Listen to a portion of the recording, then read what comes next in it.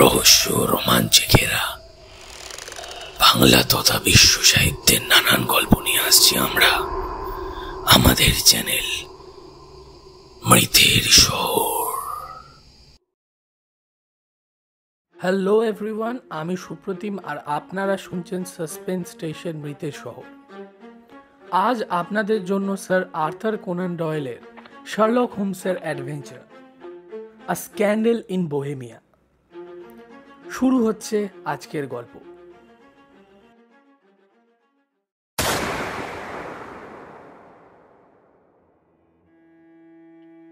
Sherlock হোমসের চোখে তিনিই নাকি একমাত্র মহিলা পদবাচ্য স্ত্রীলোক। তার মানে এই নয় যে মেয়েটির প্রতি দুর্বলতা ছিল হোমসের। মন যার ঘড়ির কাঁটার মতো সুসংযত, কোনো ভাবাবেগ সেখানে ঠাঁই পায় না। হিসেবি মন আর তীক্ষ্ণ দৃষ্টির একটা যন্ত্র বললেই চলে তাকে। ভাবালুতার কোনো দামই নেই তার কাছে। বিচারশক্তি নাকি ঘুলিয়ে যায় ওইসব দুর্বলতাকে প্রশ্রয় দিলে। তা সত্ত্বেও আইরিন অ্যাডলারকে শ্রেষ্ঠ মহিলার সিংহাসনে বসিয়েছিল শার্লক হোমস। বিয়ের পর থেকেই হোমসের সঙ্গে যোগাযোগ কমে এসেছিল আমার। নিজের সংসার আর আলাদা ঘর নিয়ে আমি তখন মশগুল। হোমস সামাজিকতার ধার ধারে না। বেকার স্ট্রিটের ডেরায় রাশি রাশি বই, গোয়েন্দাগিরি আর কোকেনের নেশা নিয়ে সে রইল সম্পূর্ণ আলাদা জগতে। মাঝে মাঝে খবরের কাগজে চোখে পড়ত তার চমকপ্রদ কীর্তিকাহিনীর সংবাদ। নতুন করে ডাক্তারি শুরু করার পর একদিন রাত্রে রুগী দেখে বাড়ি ফিরছি বেকার স্ট্রিট দিয়ে। এমন সময় চোখে পড়ল ওপরের ঘরে দ্রুত পায়চারি করছে হোমস। পর্দার গায়ে দুবার ছায়া পড়ল তার লম্বা রোগা শরীরের। দেখলাম মাথা বুকের ওপর ঝুঁকে রয়েছে, দু হাত পেছনে। অর্থাৎ কোকেনের নেশা কাটিয়ে উঠেছে হোমস, কাজের নেশায় বুঁদ হয়েছে। মাথায় সমস্যার ভূত চেপেছে বলেই এত ছটফট করছে ঘরময়। উঠে এলাম ওপরকার ঘরে। হোমস আমাকে দেখল, খুশি হলো, কিন্তু উচ্ছ্বাস প্রকাশ করল না। চুরুটের বাক্স এগিয়ে দিয়ে ড্রিঙ্কসের গ্লাসের দিকে আঙুল তুলে দেখিয়ে বসতে বলল চেয়ারে। তারপর তন্ময় চোখে চেয়ে রইল আমার দিকে।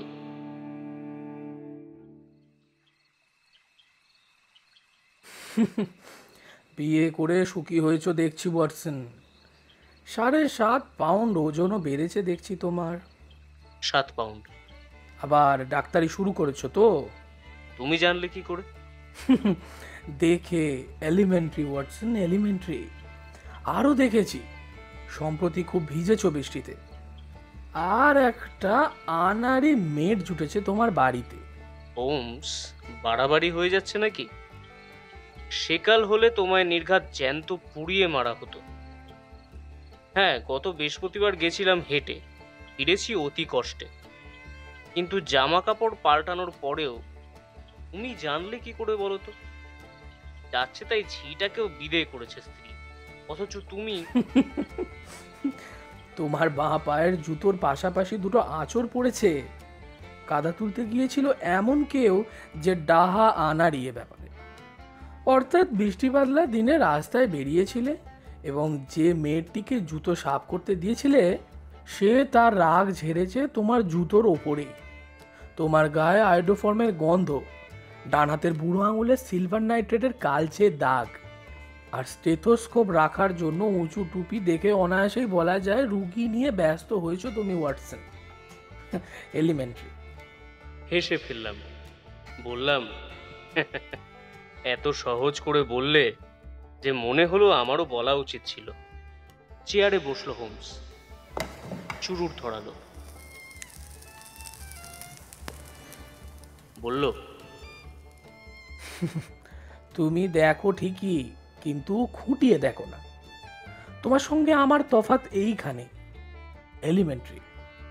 যেমন ধরো, নিচের হল ঘর থেকে এই ঘরে উঠবার সিঁড়ি তুমি নিশ্চয়ই দেখেছো। নিশ্চয়ই। কতবার দেখেছো? কয়েকশো বার তো বটেই। আচ্ছা বলো তো দেখি, এই সিঁড়িতে টোটাল কটা ধাপ আছে? তা তো বলতে পারবো না। কিন্তু আমি পারবো, কেননা তুমি শুধু দেখেছো, ঠাহর করনি। আমি করেছি। 17টা ধাপ আছে সিঁড়িতে। আমার ব্যাপারে তুমি লেখালেখি শুরু করেছো বলেই তোমাকে আজকে একটা জিনিস দেখাচ্ছি ওয়াটসন। টেবিলের ওপর পড়ে থাকা একটা গোলাপি চিঠি আমার দিকে নিক্ষেপ করল হোমস। জোরে জোরে পড়ো। চিঠির কাগজ বেশ পুরু, কিন্তু তারিখ, সই বা ঠিকানা কিছুই নেই। চিঠিটা এই: আজ রাত 7:45 একটা অত্যন্ত গোলমেলে ব্যাপারে পরামর্শ করার জন্য মুখোশ পরে এক ভদ্রলোক আপনার সঙ্গে দেখা করবেন, ঘরে থাকবেন। বললাম, রহস্যের গন্ধ পাচ্ছি, তোমার কি মনে হয়? সূত্র হাতে না আসা পর্যন্ত সিদ্ধান্তে পৌঁছানো মারাত্মক ভুল ওয়াটসন। চিঠি দেখে তোমার কি মনে হয়? চিঠি যিনি লিখেছেন তিনি বড় লোক। কাগজটা রীতিমতো শক্ত, মজবুত আর দামি। খাঁটি কথা। এই কাগজ ইংল্যান্ডে পাওয়া যায় না। আলোর সামনে ধরো। ধরলাম। জলছাপটা স্পষ্ট দেখতে পেলাম। ছোট জি এর পাশে বড় ই, একটা পি, জি এর সঙ্গে টি। কি বুঝলে? হোমসের প্রশ্ন। কারিগরের নাম বা মনোগ্রাম? হলো না। জি এর সঙ্গে টি এর থাকার মানে গেসেলসাফট, জার্মানি শব্দ, মানে কোম্পানি। আমরা যেমন কোম্পানিকে কো লিখি, ওরাও তেমনি গেসেলসাফটকে এইভাবে লেখে। পি মানে পেপার, বাকি রইল ই আর জি এর মানেটা। কন্টিনেন্টাল গেজেটিয়ার দেখলে এই বোঝা যাবে। এক মিনিট দাঁড়াও। এই এই ইগ্রো, ইগ্রোনিটস, ইগ্রিয়া। আর এই হলো বোহেমিয়া, ভাষা জার্মান, কাঁচ আর কাগজের কারখানার জন্য বিখ্যাত। বলো এবার কি বুঝলে? কাগজটা তৈরি হয়েছে বোহেমিয়ায়? এবং পত্রলেখক একজন জার্মানি। চিঠি লেখার কায়দা দেখলেই বোঝা যায়। জার্মানিরাই কথার শেষে ক্রিয়া ব্যবহার করে। ভদ্রলোক কিন্তু এসে গেছে ওয়াটসন। কথা শেষ হতে না হতেই ঘোড়ার পায়ের টকবক শব্দ, গাড়ির চাকার ঘড়ঘড় আওয়াজ এবং দোরগোড়ায় ঘণ্টার ধ্বনি শোনা গেল।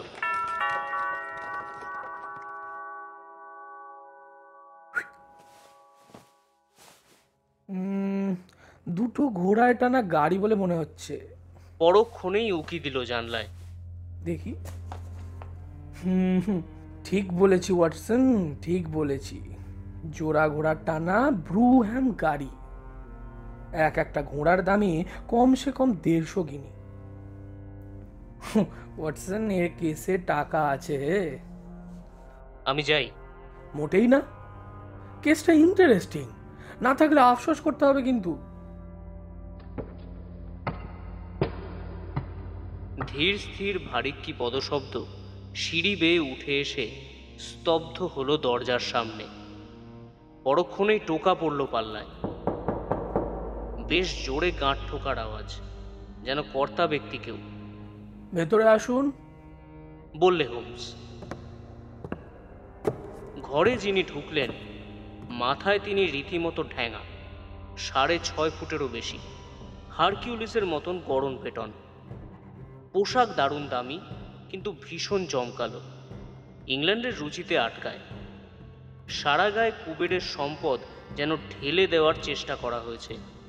মাথায় হ্যাট, আধখানা মুখ কালো মুখোশে ঢাকা। একটা হাত মুখোশ ছুঁয়ে রয়েছে, যেন ঢোকবার আগে এইমাত্র লাগালেন। মুখের নিচের দিকে প্রখর ব্যক্তিত্ব যেন ছিটকে বেরোচ্ছে। মোটা ঠোঁট আর লম্বা থুতনিতে গোয়ার তুমি, গাজোয়ারি আর মনের জোর বেশ স্পষ্টভাবেই ফুটে উঠেছে। রুক্ষ জার্মান উচ্চারণে বললেন, চিঠি পেয়েছেন? বলে পর্যায়ক্রমে আমার আর হোমসের দিকে তাকালেন, যেন বুঝে উঠতে পারছেন না কার সঙ্গে কথা বলবেন। বসু, বললে হোমস। ইনি আমার বন্ধু এবং সহযোগী ডক্টর ওয়াটসন। এবার আপনার পরিচয়টা হয়ে যাক। কার সঙ্গে কথা বলছি জানতে পারি? দেখুন, আমার নাম কাউন্ট ফন ক্র্যাম। বোহেমিয়ার খানদানি আদমি আমি। তা একে বিশ্বাস করা চলে তো? উঠে দাঁড়াতে যাচ্ছি, টেনে বসিয়ে দিল হোমস। বলল, এই, তুমি কোথায় যাচ্ছ? হয় দুজনে শুনবো, নয়তো কেউ শুনবো না। এর সামনেই আপনাকে বলতে হবে। কাঁধ ঝাঁকি দিয়ে কাউন্ট বললেন, ওয়েল, ঠিক আছে, তাহলে কথা দিন যে অন্তত 2 বছর এ ব্যাপারে কোনো রকম কিছু প্রকাশ করবেন না। কারণ করলে ইউরোপের ইতিহাস কিন্তু অন্যরকম হয়ে দাঁড়াতে পারে। কথা দিলাম। কথা দিলাম। ওয়েল, দেখুন, আমাকে যিনি পাঠিয়েছেন তিনি কিন্তু চান না যে আমার পরিচয় ফাঁস হয়ে যাক। মুখোশ লাগিয়েছি সেই কারণেই, আর আমার আসল নামও আপনাকে বলিনি। জানি। কাঠখোট্টা গলায় বললে হোমস। বোহেমিয়ার আমস্টাইন রাজবংশের সুনাম অক্ষুণ্ণ রাখার জন্যেই এত সাবধান হতে হচ্ছে, জানবেন। সোফায় হেলান দিয়ে চোখ বুজে হোমস বললে, তাও জানি। অবাক হয়ে রইলেন রহস্যময় মক্কেল। হোমসের নামডাক যে অকারণে হয়নি তা যেন বুঝতে পারলেন। চোখ খুলল হোমস, বললে, মহারাজ যদি মন খোলসা করে সব বলেন তাহলে আমার দিক দিয়ে পরামর্শ দিতে সুবিধা হয়। তড়াক করে লাফিয়ে উঠলেন বিরাট দেহি আগন্তুক। দুমদাম করে ঘরময় কিছুক্ষণ চড়কি পাক দিয়ে একটানে মুখোশ খুলে নিয়ে নিক্ষেপ করলেন মেঝেতে। হ্যাঁ হ্যাঁ, আমি তো রাজা, তাহলে এত লুকোছাপা কিসের? আমিও তাই বলি। আপনি মুখ খোলার আগেই বুঝেছিলাম আজ আমার ঘরে পায়ের ধুলো দিয়েছে স্বয়ং ডিউক নিজে। দেখুন, ব্যাপারটা এতই গোপনীয় যে কাউকে বিশ্বাস করতে পারিনি। সেই প্রাগ থেকে ছদ্মবেশ ধরে আসছি। শুরু করুন। দেখুন, বছর 5 আগে ওয়ার্সে নাম করা অভিনেত্রী আইরিন অ্যাডলারের সঙ্গে আমার আলাপ হয়। ওনার নামটা শুনেছেন নিশ্চয়ই। ওয়াটসন, তোমার নামের লিস্ট একবার বার করো তো। নামী ব্যক্তিদের যাবতীয় বৃত্তান্ত লিখে রাখত হোমস। দরকার মতো তা কাজেও লাগত। আইরিন অ্যাডলারের নাম পেলাম একজন ইহুদি প্রফেসর আর মিলিটারি অফিসারের নামের মধ্যে। দাও। নিউ জার্সিতে জন্ম, 1858। ইম্পিরিয়াল ওয়ার্স রঙ্গমঞ্চের মূল গায়িকা। থিয়েটার ছেড়ে দিয়ে লন্ডনে আছেন। বুঝেছি। একে যেসব চিঠি লিখেছেন এখন তা ফেরত চাইছেন, এই তো? হ্যাঁ, তাই বলতে পারেন। লুকিয়ে বিয়ে করেছিলেন? মোটেই না। দলিল টলিল বা প্রশংসাপত্র জাতীয় কিছু আছে কি? একদম না। তাহলে সে চিঠি যে আসল তা প্রমাণ করা যাবে কি করে? আমার হাতের লেখা দেখে। হাতের লেখা তো জালও করা যায়। প্যাডের কাগজ আমার। তাও চুরি করা যায়। শিল মোহরটাও যে আমার। তাও নকল করা যায়। আমার ফটো? সে আর এমন কি, কিনতে পাওয়া যায়। কিন্তু দুজনে একসঙ্গে আছি তো ফটোতে। সর্বনাশ ডিউক, খুব কাঁচা কাজ করেছেন আপনি। আরে দেখুন, তখন কি আর কাণ্ডজ্ঞান ছিল আমার? তখন আমার বয়স কম, আর তাছাড়া যুবরাজ ছিলাম। এখনই তো মোটে 30 বছর বয়স আমার। ফটোটা ওর কাছ থেকে সরাতে হবে, এই তো? সে চেষ্টা হয়েছে, কিন্তু আনফর্চুনেটলি আমি পারিনি। তাহলে কিনে নিন। ও বেচবে না। চুরি করান। 5 বার চেষ্টা করেছি, 2 বার চোর দিয়ে, 1 বার দেশ বেড়ানোর সময় মালপত্র সরিয়ে, আর 2 বার পথে ঘাপটি মেরে থেকে, কিন্তু আমি একবারও পারিনি। ছবি নিয়ে কি করতে চান উনি? দেখুন, স্ক্যান্ডিনেভিয়ার রাজকন্যার সঙ্গে আমার শিগগিরই বিয়ে হবে। মেয়েটি যদি জানতে পারে যে আমার চরিত্র ভালো নয়, তাহলে বিয়ে ভেঙে যেতে পারে। আইরিন অ্যাডলার ছবিখানা সেইখানেই পাঠাবে, এটাই আমার বিশ্বাস। পাঠিয়ে দেননি তো? না, এখনো পাঠাইনি। বিয়ের কথা যেদিন আনুষ্ঠানিকভাবে ঘোষণা করা হবে সেই দিন পাঠাবে, অর্থাৎ সামনের সোমবার। হাই তুলল হোমস। 3টে দিন পাচ্ছি হাতে। আপনি লন্ডনে আছেন তো? হ্যাঁ, ল্যাংহামেই পাবেন আমাকে। খবর সেইখানেই দেব। দেনা পাওনার ব্যাপারটা কি হবে? যা বলবেন তাই হবে। আমার রাজ্যের খানিকটা আমি দিয়ে দিতে পারি ওই ফটোর দাম হিসেবে। আর হাত খরচ? একটা চামড়ার ব্যাগ বের করে টেবিলে রাখলেন গ্র্যান্ড ডিউক। নিন, এর মধ্যে রয়েছে 300 মোহর আর 700 পাউন্ডের নোট। রসিদ লিখে দিল হোমস। আইরিন অ্যাডলারের ঠিকানাটা কি? ওয়েল, ওর ঠিকানা হচ্ছে Briony Lodge, Serpentine Avenue, Saint John's Wood. ফটোটা কি ক্যাবিনেট সাইজের? হ্যাঁ। গুড নাইট মহারাজ, শিগগিরই খবর পাবেন। গাড়ির আওয়াজ দূরে মিলিয়ে গেল। হোমস বলল, কাল বিকেল 3টে নাগাদ চলে এসো ওয়াটসন, এই নিয়ে কথা বলা যাবে এখন।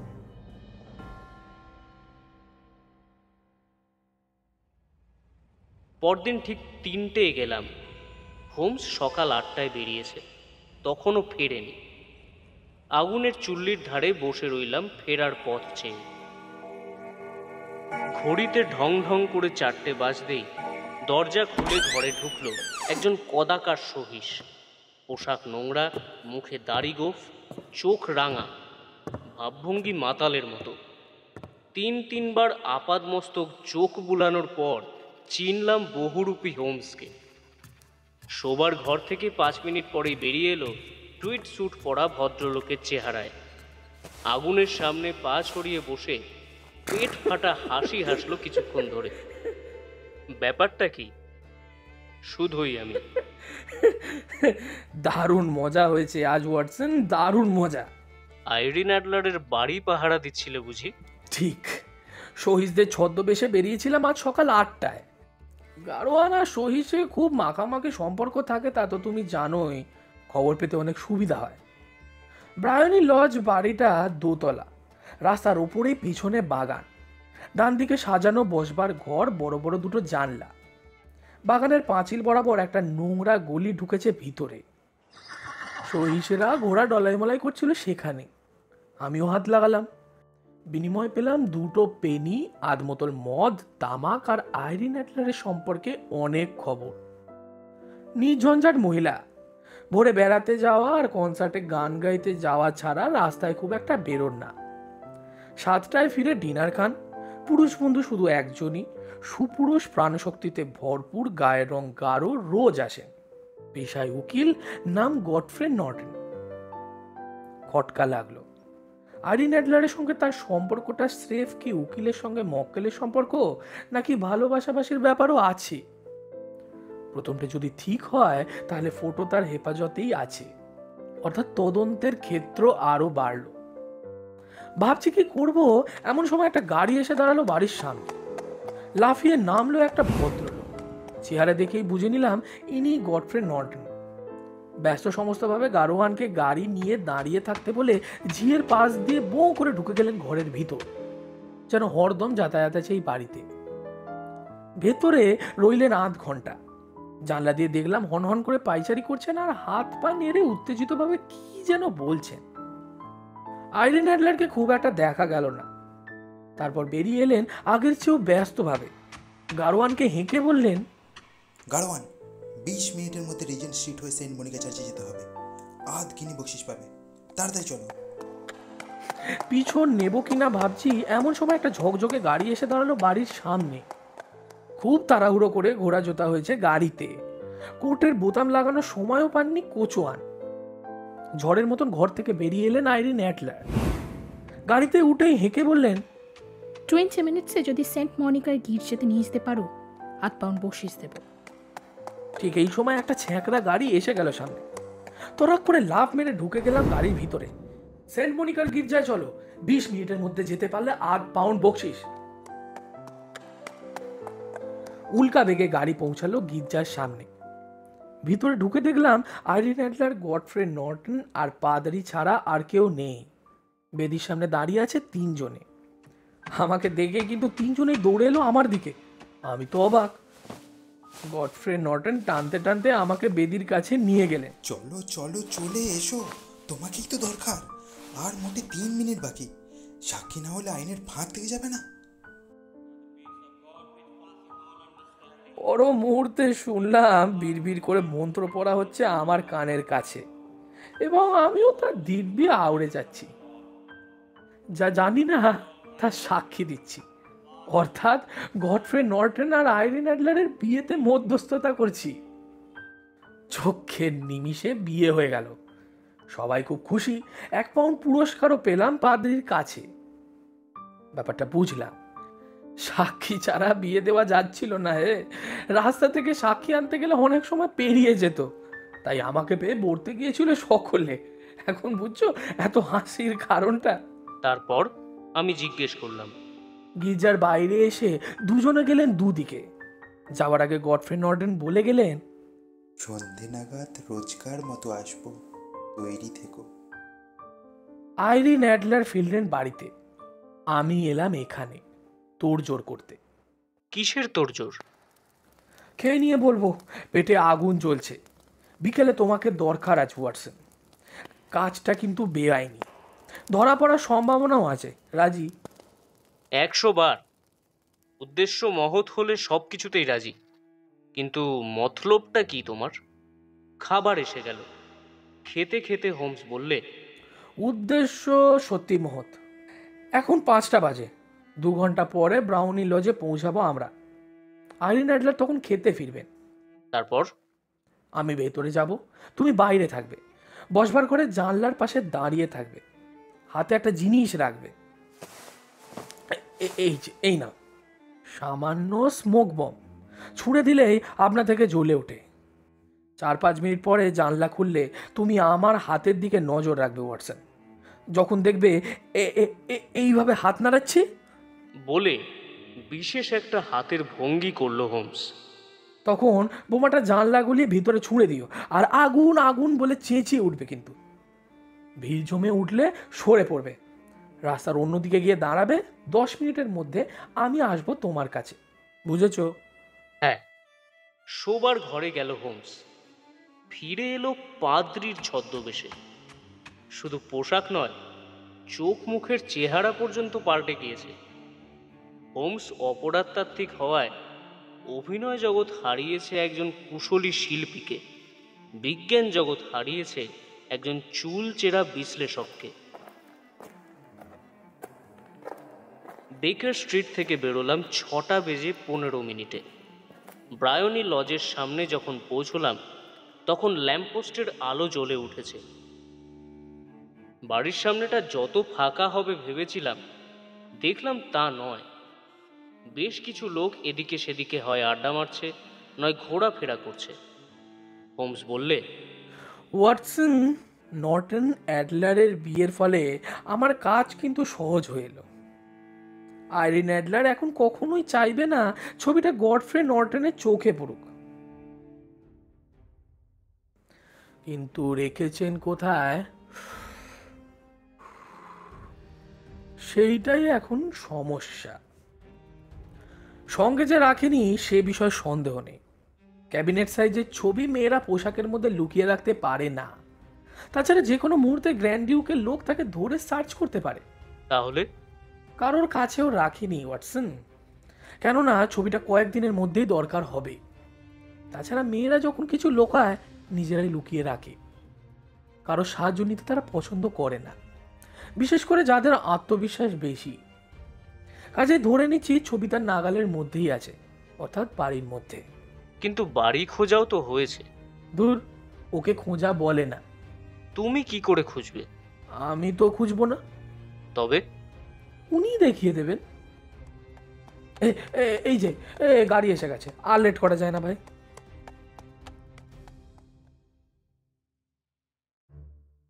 মোড়ের মাথায় দেখা গেল গাড়ির আলো।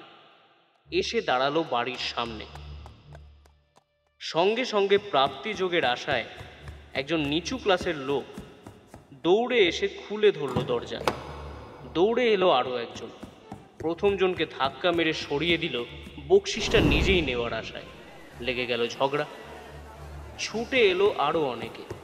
দুটো দল হয়ে যেতেই শুরু হলো হাতাহাতি, খুশি, লাঠালাঠি। হোমস দৌড়ে গেল আইরিন অ্যাডলারকে বাঁচাতে, কিন্তু লাঠি খেয়ে কাতরে উঠে লুটিয়ে পড়ল রাস্তায়। রক্ত ঝরতে লাগলো মুখ বেয়ে। দেখেই ফর্সা হয়ে গেল হামলাবাজরা। অন্য দিক থেকে কয়েকজন ছুটে এসে ঘিরে ধরল জখম পাদ্রীকে। আইরিন অ্যাডলার ততক্ষণে সিঁড়ি বেয়ে উঠে গিয়েছেন। সেখান থেকেই জিজ্ঞেস করলেন, চোটটা কি মারাত্মক? কেউ বলল শেষ হয়ে গিয়েছে নাকি? কেউ বললে এখনো মরেনি, নিঃশ্বাস পড়ছে, তবে হাসপাতাল পর্যন্ত টিকবে কিনা সন্দেহ আছে। আরেকজন বললে ভিতরে নিয়ে যাব? নিশ্চয়ই, বসবার ঘরে এনে সোফায় শুইয়ে দাও। ধরাধরি করে হোমসকে নিয়ে গিয়ে শুইয়ে দেওয়া হলো সোফায়। আলো জ্বলল বটে, জানলার পর্দা টানা হলো না। দেখলাম ভদ্রমহিলা নিজেই শুশ্রূষা করছেন আহত পাদ্রীকে। ধোঁয়া বোম হাতে নিয়ে তৈরি হলাম, সংকেত পেলেই ছুড়ব। কষ্টে সৃষ্টে সোফায় উঠে বসেছে হোমস। বাতাসের অভাবে বুক যেন ফেটে যাচ্ছে। একজন ঝি গিয়ে খুলে দিল জানলা। সঙ্গে সঙ্গে সেই বিশেষ কায়দায় হাত তুলল হোমস এবং আমিও ধোঁয়া বোমা ছুড়ে দিলাম ঘরের মধ্যে এবং সঙ্গে সঙ্গে চেঁচিয়ে উঠলাম, আগুন আগুন করে। একই সঙ্গে সমস্বরে আকাশ ফাটার চিৎকার আরম্ভ করলো রাস্তার লোকজন। গল গল করে পুঞ্জীভূত ধোঁয়া বেরিয়ে এলো জানলা দিয়ে। প্রচণ্ড হট্টগোলের মধ্যে কেউ কেউ টেনে লম্বা দিল সেখান থেকে। তারই মাঝে শুনলাম হোমসের গলা, আগুন ফাগুন নাকি সব বাজে কথা, নিশ্চয়ই কেউ ভয় দেখাচ্ছে। সরে এলাম রাস্তার কোণে।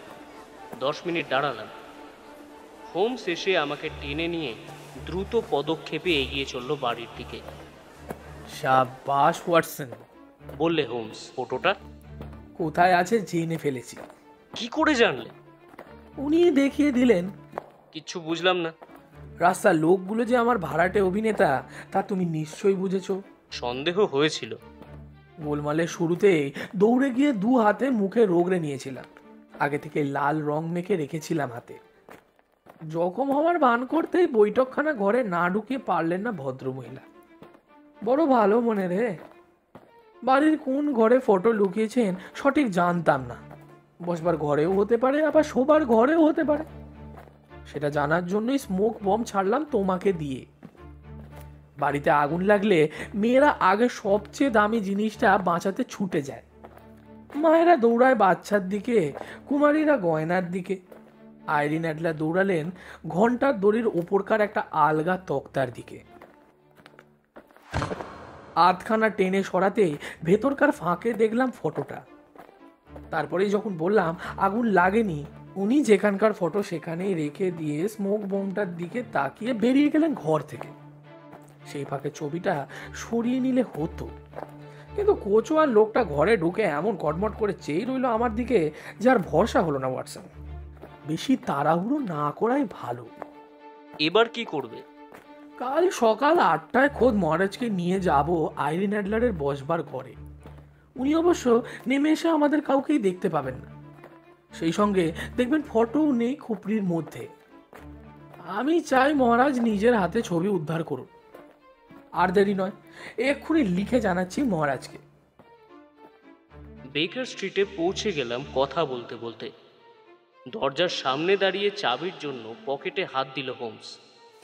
অমনি কানের কাছে শুনলাম স্বাগত ভাষণ। Good night mister Sherlock Holmes. রাস্তায় তখনও গমগম করছে লোকজন। মনে হলো আলস্টারধারী শীর্ণকায় এক ছোকরার দিক থেকে ভেসে এলো কথাটা। হনহন করে আমাদের পাশ দিয়ে সে চলে গেল সামনে। সেন দৃষ্টিতে সেদিকে চেয়ে মৃদু স্বরে বলল হোমস, শুনতে পেলে ওয়াটসন? চেনা গলা, কিন্তু লোকটা কে?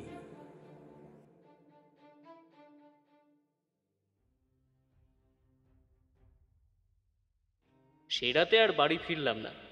বেকার স্ট্রিটের বাড়িতেই থেকে গেলাম। পরের দিন সকালে হন্তদন্ত হয়ে ঘরে ঢুকলেন বোহেমিয়ার গ্র্যান্ড ডিউক।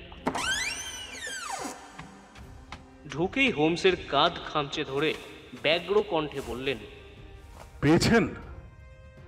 এখনো পাইনি, কিন্তু এবার পাবেন।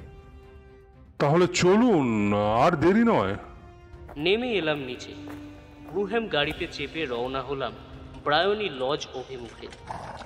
যেতে যেতে হোমস বললে, ওয়েল, আর একটা কথা আপনাকে জানিয়ে দিই মহারাজ, আইরিন অ্যাডলারের বিয়ে হয়ে গিয়েছে। বলেন কি? কবে? কালকে। কার সঙ্গে? উকিল গডফ্রে নর্টনের সঙ্গে। কিন্তু আইরিন কি তাকে ভালোবাসে? আশা করি বাসেন, আর বাসেন বলেই আপনাকে তিনি ভালোবাসেন না, তাই আপনার ভালো মন্দ নিয়ে তার আর মাথা ব্যথাও থাকবে না। বোবা হয়ে গেলেন গ্র্যান্ড ডিউক। বিষাদ আবরণে আবৃত রইলেন পথের বাকিটুকু। উদ্বেলিত আবেগ প্রকাশ করলেন না বাইরে।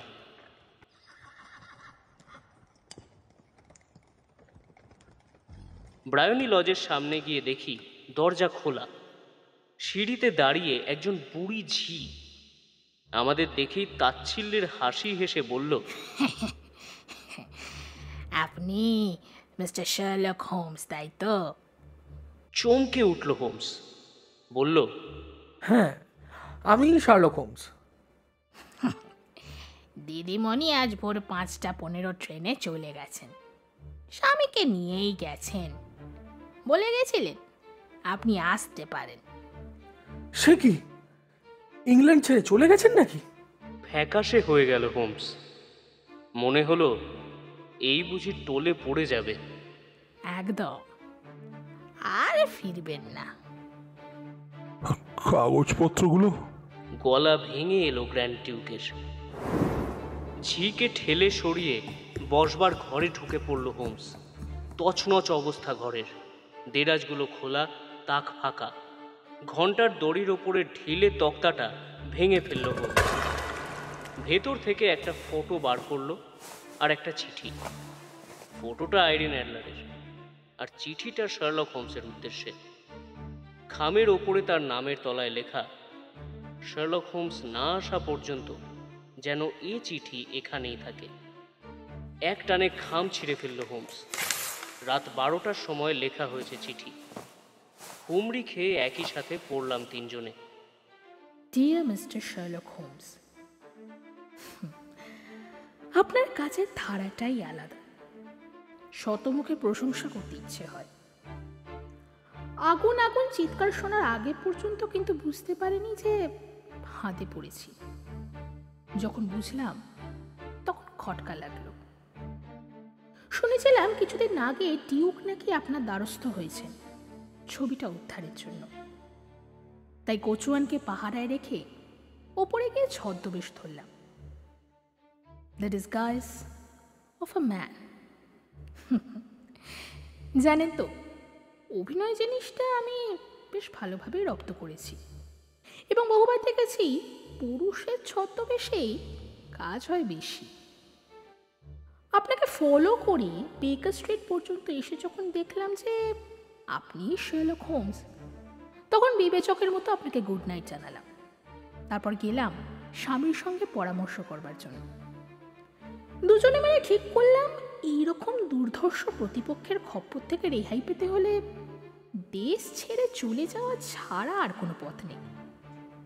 তাই কাল সকালে যখন আপনি আসবেন আমাকে পাবেন না। ছবিটা নিয়ে গ্র্যান্ড ডিউককে দুর্ভাবনা করতে বারণ করবেন। আমাকে ভালোবেসে যিনি বিয়ে করেছেন তিনি ওর চাইতে উঁচু জগতের মানুষ। ডিউক হয়ে আমাকে যে আঘাত উনি দিয়েছেন তার পাল্টা আঘাত আমি দেব না। তবে ছবিটাও কিন্তু আমি দেব না। ওটা নিজের কাছে রাখবো ভবিষ্যতের রক্ষা কবচ হিসেবে। তার বদলে অন্য একটা ছবি রেখে গেলাম। ইচ্ছে হলে উনি রাখতে পারেন। ইতি, yours truly, Irene Norton Adler. উচ্ছ্বাসে ফেটে পড়লেন গ্র্যান্ড ডিউক। মেয়ের মতো মেয়ে, মেয়ের মতো মেয়ে, আমার রানী হওয়ার উপযুক্ত, কিন্তু সমশ্রেণীর নয়। এই যা দুঃখ, বুঝলেন না? উচ্ছ্বাস না দেখিয়ে হোমস বললে, আমিও তাই দেখছি। উনি আপনার সমান শ্রেণীর নন, আফসোস রয়ে গেল কেসটাকে এর চাইতে ভালোভাবে শেষ করা গেল না বলে। বলেন কি? হ্যাঁ, এর চাইতে ভালো শেষ আর হয় নাকি? আইরিন অ্যাডলার দু কথা বলে না। ফটোটা পুড়ে ছাই হয়ে গেলেও আমি এতটা নিশ্চিত থাকতে পারতাম না। বলুন বলুন, কি পুরস্কার চান আপনি? এই আংটিটা যদি দিয়ে দিই। বলে আঙুল থেকে মরকত আংটি খুলে নিলেন গ্র্যান্ডিম। আংটির চেয়েও দামি জিনিস কিন্তু রয়েছে আপনার কাছে মহারাজ। কি বলুন তো? এই যে ফটোটা।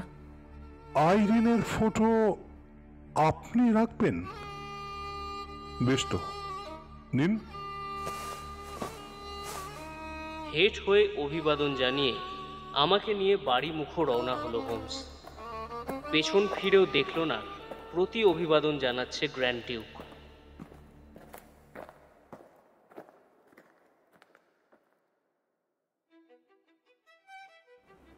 শুনছিলেন আমাদের আজকের গল্প শার্লক হোমসের adventure a scandal in Bohemia. রচনা sir Arthur Conan Doyle. Sherlock হোমসের ভূমিকায় সুপ্রতিম, ওয়াটসনের ভূমিকায় রুদ্রনীল, ডিউকের ভূমিকায় সুদীপ, গডফ্রে নর্টনের ভূমিকায় সন্দীপ। কোরাসে সুপ্রতিম, সন্দীপ, সুদীপ এবং রুদ্রনীল।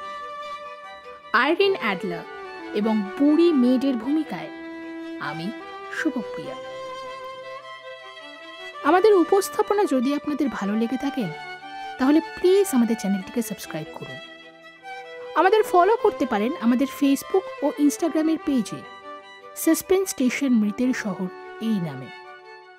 দেখা হচ্ছে খুব তাড়াতাড়ি আরেকটি নতুন রোমাঞ্চকর পর্ব নিয়ে। সঙ্গে থাকুন।